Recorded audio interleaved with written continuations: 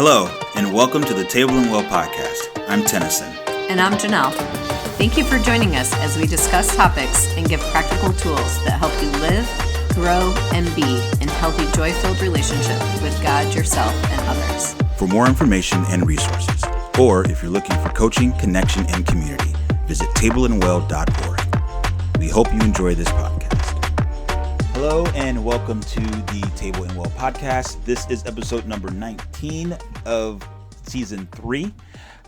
This is quite possibly the conclusion of the elder stage of maturity, and the entirety of the Relational Maturity Revisited. It has been awesome to walk through all these maturity stages again and to talk them out, and just from a new space and a new perspective and through more experience of actually experiencing them. And so today we are going to finish up possibly the elder stage of maturity, and we've covered tasks and needs and even the characteristics of a true elder.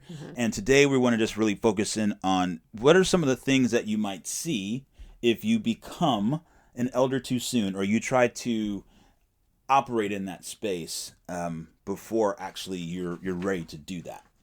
And so let's just do it. All right. And we talked a little bit about this on the last podcast about what does it look like when I guess our best understanding of what elders are in our communities is leaders. Yeah. That's really kind of our functioning context of an elder. And we tend to promote people to this place of leadership, counsel, the voice, the one who sets identity or standards over us as a group. And what happens when they're promoted to that place too soon? Yeah. And what are we seeing in our communities when this takes place? Like, rarely, we've talked a lot about multi-generational family, and we don't really see this happening in family. And we really don't see it happening in the family of God as a family concept. No, we see it happening much more as a hierarchical concept. Organizational concept, yeah. Right. And typically what we do in almost every church environment and, let's say, business environment is we promote people to top dog seat. Yep. And they are, if we're lucky, entering parent stage or at the young parts of parent stage. Maybe. Yeah. And so they're lacking a lot of the maturity required to carry the weight of the community. Remember, we talked about elders carry the weight of the community. And so we're expecting them to function at that level when, like we said before, really their functioning should be focused, and their relational maturity should be focused on raising up their own children. Yeah, their own family. It's nearly impossible for a 30-year-old who is still raising small children, elementary age children and younger, to have the relational skills needed to be able to navigate relationships in a parenting, because remember, elders parent the community, so they rarely have the skills needed to parent other adults. Yes. And they really shouldn't be asked to do that. No, they should not. We can't figure out why pastors are blowing out left and right. But if I'm 30 and I'm just learning how to raise my own children, and I'm having another challenge with a 40-year-old in my community or a 50-year-old in my community, and I'm somehow expected to bring parenting to them, I'm somehow expected to help raise them up in their maturity or bring healthy correction. Well, no wonder why I'm struggling. I have yet to encounter the beautiful stage of teenager land, where they think I'm an idiot and could care less about me and slam a door in my face. Like, what do I do when I haven't even grown past that stage of my own parenting skill, and now I'm being placed into a position where I'm somehow expected to show up with all these magical skills to do that with full-grown adults. Yeah, they hire you or the pastor because they're charismatic, they have a vision, they want to go places, they're movers, they're shakers, they're doing all those things, but they don't have, just like you said, the skills needed to actually shepherd and grow the community. And the struggle is real, and without even naming any type of names or anything, I'm sure all of you listening or watching this can go through the list of people that you can think of, either that you know personally, that you've been a part of, or nationally, or whatever it might be, where you've seen this kind of blow up happen because they were put into a position of eldering too soon. Right. And they're put into a position to elder alone. Oh, yes. And so you can also see this in the corporate environment where people are dying young of heart attacks and all of that from the stress of trying to carry the weight of the whole operation alone when they're not even close to being ready to be elders yet, just because they haven't lived enough life. Right. Just it did flat it's out. It's not even anything life. to do with whether or not they have maturity gaps. Yeah. Like, let's just validate the fact that you're 35. Right. You know, with limited life experience. Right. Nevertheless, the likely maturity gaps that are in place and at play in how you're relating. Yeah. So one of the ways, and we'll talk a bit about what this looks like, and we're going to, again, work through a list, but none of these will be surprising. Mm-hmm. But the way to prevent this is, one, that we don't put people in positions of solo power when they are nowhere close to having that elder maturity because of one, stage of life, age and stage of life, and two, because of lack of maturity. Yeah. Their charisma will never be enough. No. Two, we should never put a person in a place of power that does not have a solid support system of elders underneath them. Not even underneath them, around them. Around them. Yeah, around that's them. that's a much healthier way to put that. Yeah. That just like we talked about in the parent stage, that no two parents can parent a child well. Right. Yep. So if no two parents can parent a child well, completely, it might be a better way to put it. Yep. How in the heck do we expect one guy with a title to parent an entire body well, or an entire corporation well, like, or a community well? Like, what are we doing, y'all? It's so backwards. So backwards. It doesn't even make any sense.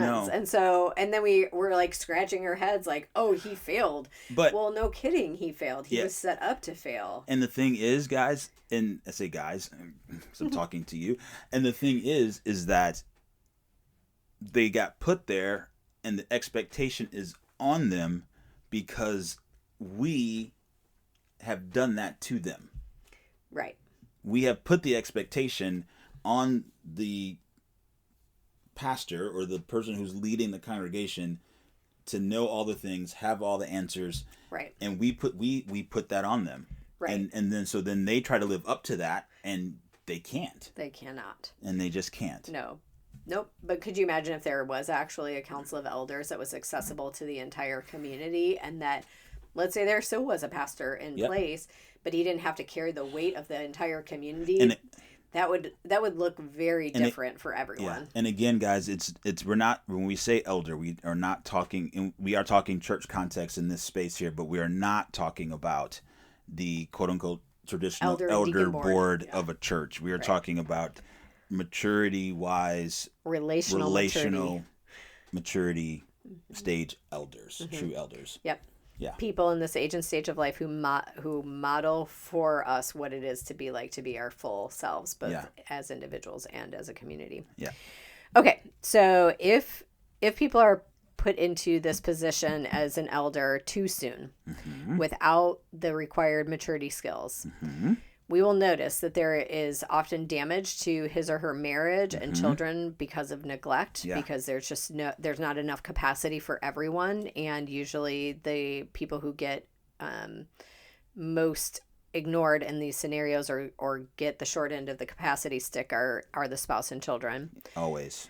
Parents who are in the parent stage of maturity need to focus their capacity on their family unit. Yes. Period. Yep. Period. We as a community should be supporting their ability to do that. As elders should doubly be supporting them so that they can focus on that. No one wins when our children and spouses get blown out. No. Like, that does not create anything for the kingdom of God, for the body of Christ, for, like, no one wins. No one wins. No. And so in order to stop that trend and the cycle that we could recount 1,000 times over, this is where the game changes. we need to honor that is the need of that stage for parents to have the capacity to focus on their family unit, and we need to set them up in a way that they can do that. Yeah, because the scope of being an elder is way too large for a parent in the parent stage to operate in. Right. Just the sheer vastness of what their calling is to do as an elder doesn't work. Right. And we've never sat in a lead pastor role. But we've sat in many a supporting pastor role, and even what we do in Table and Well is similar to a pastor role. And it can be debilitating. Oh yeah. And it can be way, way, way too much, and especially for one person alone. We were, like I said, we were the support people and just got, and we saw plenty and carried plenty from that space. At all of 20 years old. Right, exactly. So, yeah, I mean, however that works. Yeah, right. When you think about it, but yeah, let's restructure the way we're thinking about community so we don't end up in this space. Yeah.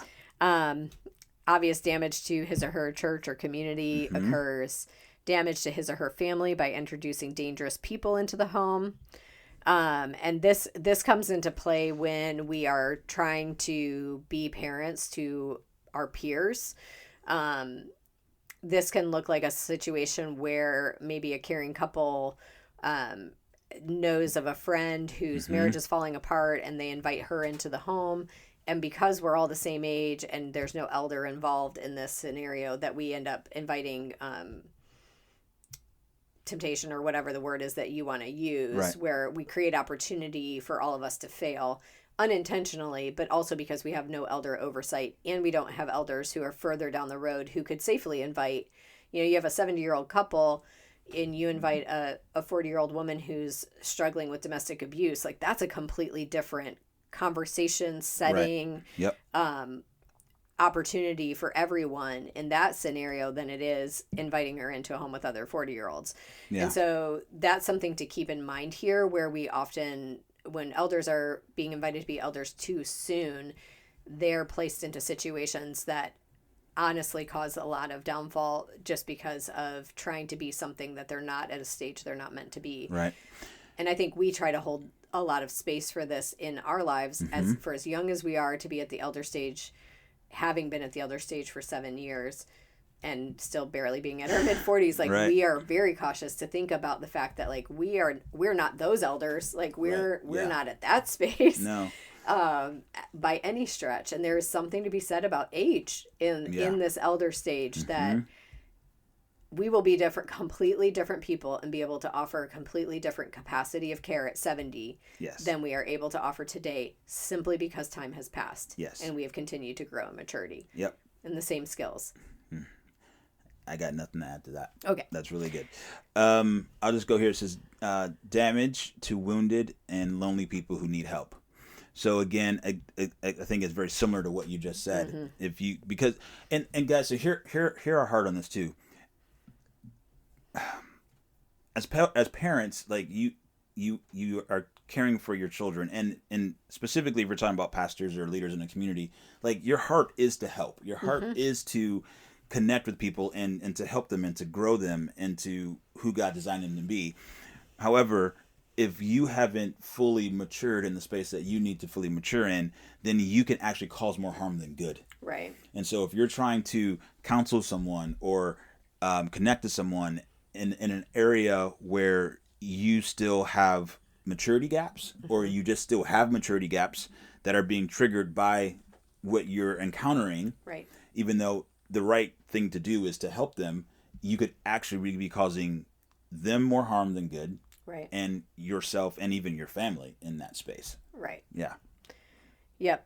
Yeah. And even out of your best intentions, you just don't have what you need to keep everyone safe, you and them included. Yes. Yep. You can also create damage to the potential elder's development when somebody's created or put in a position to be an elder too soon, carry the weight of the community too soon, parent other peers or parent adults too soon. And that's simply because then we end up in a different type of pseudo maturity where I'm acting like a pseudo elder, and I don't. Where I don't I'm more charading as an elder rather than living in the stability of that elder. as an actual embodied identity experience, right? Yep. And I have to pretend like I am, which then costs twice as much energy and burns us all out in the end. So true. And I don't actually get to develop, because just like we talked about through these podcasts, development looks like trying and failing, and looks like having the safety net. Yes. Right. And the capacity and the people who are like, hey, we're all practicing together. Mm-hmm. Well, if I'm the guy who's supposed to be doing it all right and everybody's expecting me to do it all right, and I don't know how to do it all right, and I have to make it up as I go, right? Then who's winning? And I might do it right once. Sometimes, right? And then other times I may not, and then I'm going to cover my tracks that I didn't do it well, because because everybody's depending on me to be the guy. Right? Yeah. And I think this kind of goes back to the idea of doing these things in community, as we talked about in the parent stage, where connecting with younger children, or as a single person, or someone who maybe doesn't have their own biological kids, in that space, and learning and growing and doing that in community, and being invited into those spaces of the safety space where you can teach you and learn how to do this. Same thing here. You're missing out on that if you jump into that's good, being an elder. Yeah, that gentle on-ramp of being an elder. You're missing the on-ramp. That's a great point of like, you're just you're put in the seat, promoted, hired into the seat, into the role. And now you're just expected to have all this, the tools, ability and skill, when your age and your life experiences that no matter how you appear, you're likely not. Well, you just aren't. You just aren't. You missed the on-ramp. Yep, you missed the on-ramp. You basically got dropped on the freeway. You didn't get to accelerate into. Right, yeah. That's funny. Okay, so damage to the big picture for all involved when we create elders too soon. And I don't even know that this even needs expounding. Yeah. Anyone who is aware right now of what the Christian culture is experiencing, what we're experiencing is a fallout of too many people being placed into the elder seat too soon. And it's damaging the big picture for all involved. Yep. So many people are questioning whether or not it's even worth being associated as a Christian anymore. Yep. Like, do I even want to call myself that because of this? Yeah. Because it's like, well, I don't want to be that. Like, if that's who we are, or that's like, how do I trust anybody in this culture if he was the guy who we were all supposed to follow? Yep. And he had it all together, and now he's done this or that, or the and him and they and right. and then how it's hard. It's really hard. I literally got an email from a friend who said those exact things this week, just about how walking through a tough time, and the people that should be mature Christians in his life to support are the ones that are tearing him down, and not supporting in any way whatsoever. To where so much of the point, again, email from what you just said, same thing. Just, I don't even want to be associated with people who say they're Christians, because I'm not seeing where Jesus is at all. Right. Yeah. And so there's a major damage to that big picture. Yep. Also, too, when elders become elders too soon, there's damage to the trust building task that true elders with earned maturity face. And I like this phrase of earned maturity here. And I think that's what this really encompasses is elder too soon means that maturity has not been earned. It's been hired in or bestowed or placed on, given to. Right. That without it being earned and without it being proven out. And there is a trust building aspect in order for an elder to be a true elder.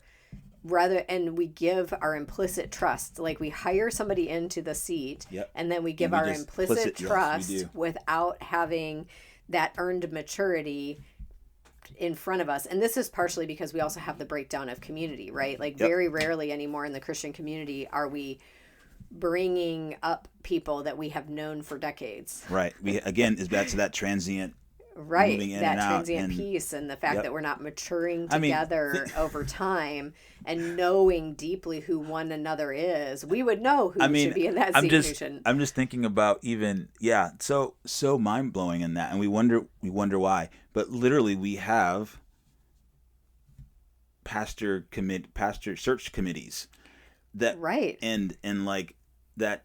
You literally get 2 interviews and a Sunday morning service message, and you hire that person, and you there's and no. then you bestow them in as an elder to lead your entire community. And then the community, literally, like you said, gives their entire trust to them. And like you said, I like the earned maturity. I wrote proven maturity. I like the proven there's no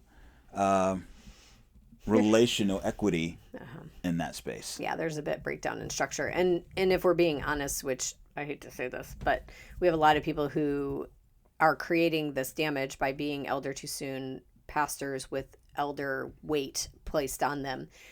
It goes poorly, it folds, and then they move on to a different congregation, and that new congregation doesn't know anything about the history. Yep. And no maturity has been gained in the process. Yeah. And so, because there's just not really a way to, right? Yep. But family or like long-lasting community, when we fall, who do we find our way back up with? It should be the people that we fell beside. Yeah. And we need that growth to continue in the same space. When we jump from one space to the other, we're also missing out on the ability to build this maturity.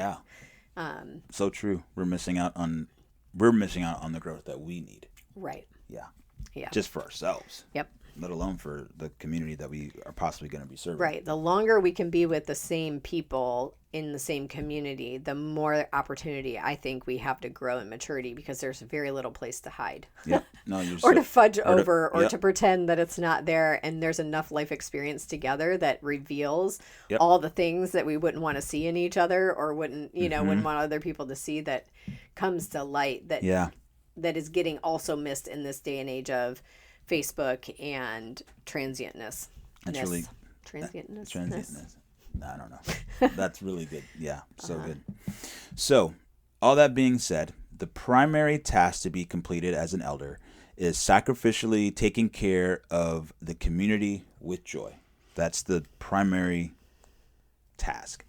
And then the primary resulting problem as an adult, if not completed, or if you move into the space too soon, as we just talked about, is that the overall maturity of the community declines. Just like we talked about in the last stage of a with the parent, it's a lot of the things, the tasks, if they're not completed, affect the family. Mm-hmm. Not so much the parent, but it affects the family. Mm-hmm. And same thing here. If the overarching problem, primary problem, is that the community is affected. Mm-hmm. You're part of the community, so you are affected as well. Mm-hmm. But the overarching growth of the community is actually diminished, and it falls because not fully mature in that space. Right. If you step into it too soon. Right. And just in general, if we're missing elders, this is an epidemic that we can look around. If we don't have elders, right, without even trying, and we see that the overall maturity of our country, of our country has diminished. Yes. We all are struggling with this maturity piece, and now we have elders. Like, there was a day not long ago, 150 years even, like not that many generations ago, where we had solid elders, solid parents, solid adults, solid children, solid infants. Everything was not perfect by any stretch, but we were trending. It was clear.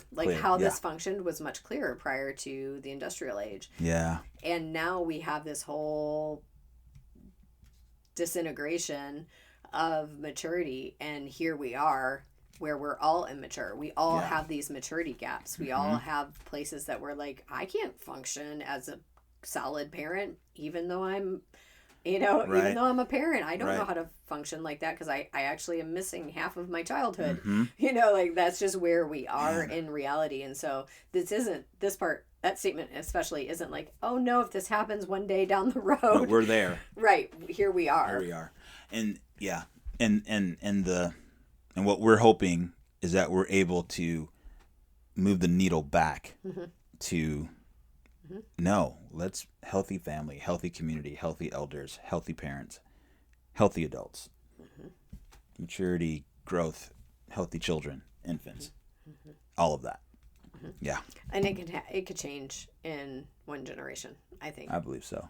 If we had elders in place that could help care for our parents, and our parents could actually be equipped to raise their kids, and our kids could have the opportunity, to be kids and to mature, and adults as well to be eldered in the spaces where they're missing some care. I think we could turn the ship fairly quickly. Man, that'd be amazing.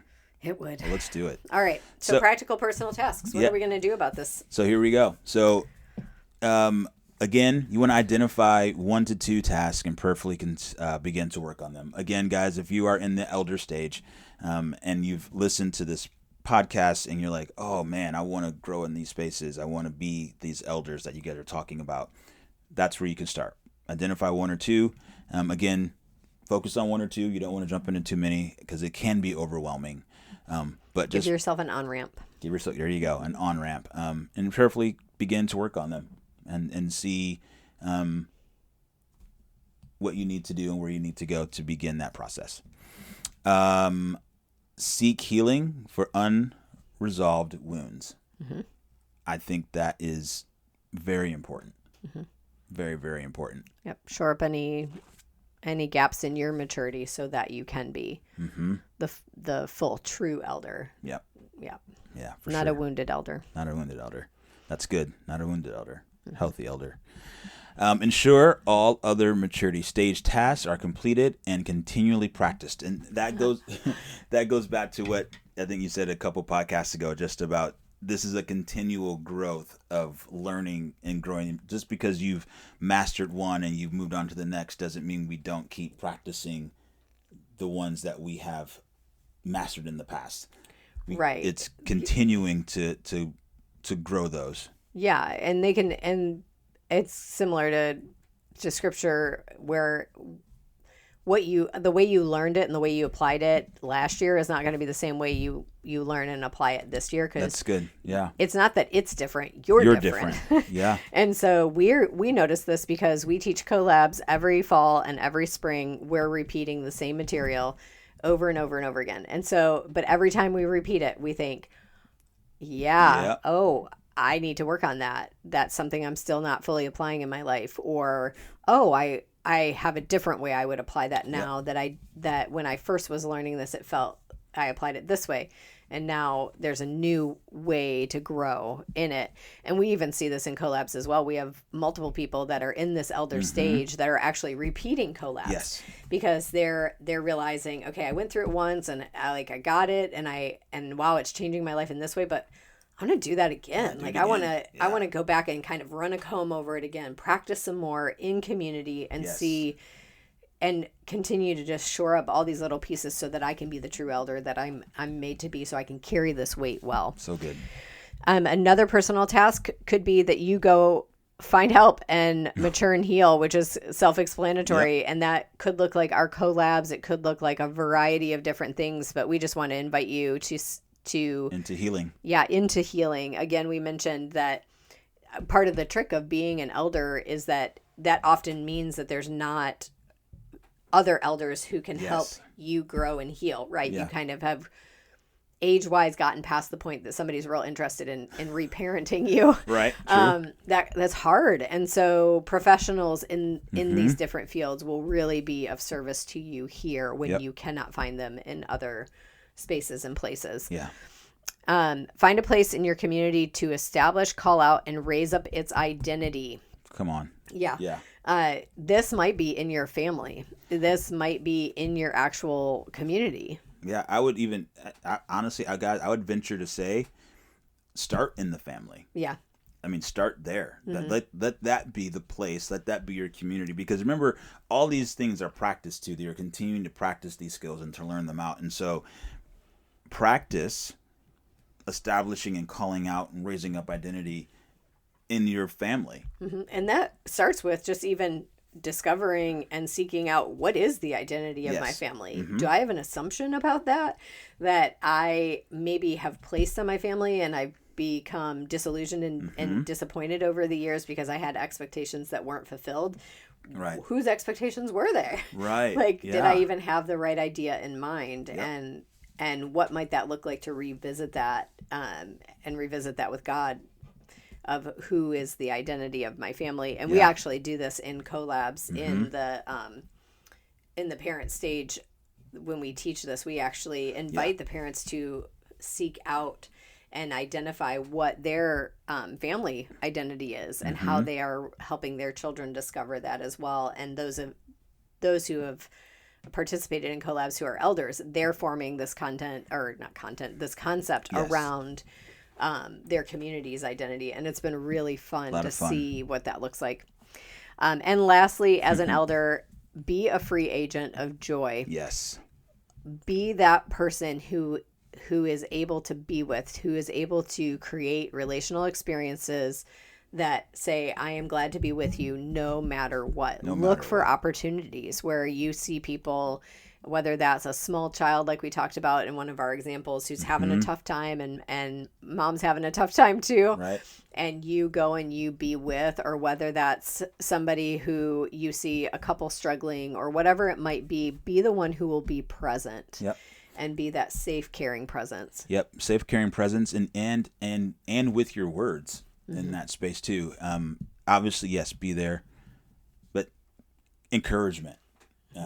Remind them who they are. Remind them who they are. Validation, just all those things. You want to just be that free agent of joy. Withness, as we talk about. Yeah. So, lastly, we wanted to talk about practical community tasks, and so these are things that you're maybe not in the elder stage yet, but you see potential elders in your community. How can you help raise up the elders that are in your community? And I think it simply starts with recognizing the elders, recognizing who in your community, whether it be your family, your gatherings, your church, your actual community, your neighborhood. Recognize the elders and see who they are, and just and acknowledge that they are elders in your community and in your life. Yep. And then seek them out and value their role in the community. Yes. We often don't have elders because we disregard them. We bypass them. We devalue them. And nobody wants to be something that is been disregarded or dismissed or devalued. And so a lot of our work as the community is to not just see them from a distance and think, wow, yeah, I need you, but to actually say that, to actually invite them into space, to get to try to be that. Maybe they're not ready. Maybe they don't have all these maturity skills, but where will they learn them? Like, where will they have an opportunity to practice if we're not setting the table, as we would say, for them to practice? And again, this isn't about like putting them in a role or a high seat and then implicitly trusting. It is inviting them into the fullness of who they are and practicing this relational dance with them that allows them to begin to function in this space more fully. And then the last thing, pretty much hit the nail on the head. The community is the place that provides opportunity for these elders to be involved with all of the other maturity stages. And so when you invite them into that space, and seek them out and value their role in the community, now they have a place to actually practice connecting with all of the other community or the maturity stages. Because if they don't have a community and they're not recognized as elders, they can't actually be elders. Right. And so we need elders. And so we really believe in, that's it. We feel and know that elders are so important in our communities and in our lives that we want to seek them out and give them a place where they can actually function as elders in the role that they're designed to be in. Yes. Yeah. You've been listening to the Table and Well podcast. New episodes stream every Tuesday. If you have enjoyed this podcast, please leave us a review to let us know. Also, subscribe on your favorite listening platform to stay up to date on all things Table and Well. To learn more, start your journey, or get information on how Table and Well can help develop your community, family, or teams to be relationally healthy and authentically connected, please go to tableandwell.org/collab to schedule an interest call, or you can email us directly at known@tableandwell.org.